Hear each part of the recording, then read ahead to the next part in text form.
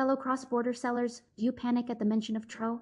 Account freezes, fund deductions, and product removals were once fatal blows in the US market. However, with breakthroughs both domestically and internationally in 2025, TRO can be countered and solved. Check out the core insights quickly. TRO is an emergency temporary restraining order from US courts. It is fast, harsh, and temporary, lasting up to 28 days, often coming without warning. Schedule A cases even result in mass account freezes.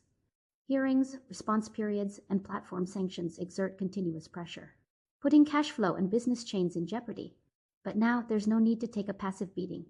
Direct resistance overseas, seize loopholes, be cautious with settlements.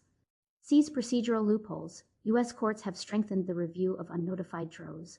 If the plaintiff's evidence is insufficient, the TRO can be directly revoked.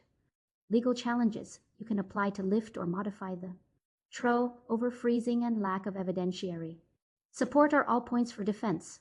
Be cautious with settlements. Settlements can easily leave hidden risks. Even if you settle, it needs to be controlled by lawyers to avoid repeated accusations. Domestic rights protection. Compete for jurisdiction. Occupy the home field. A major breakthrough in 2025.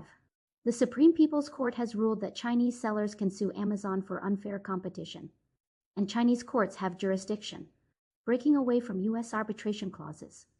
Although it requires professional lawyers to operate, it can avoid overseas costs and court biases, making rights protection more advantageous. Core response points. Lifting the TRO is just the beginning. Hurry to collect evidence and build a defense strategy. Find professional lawyers as early as possible to race against time.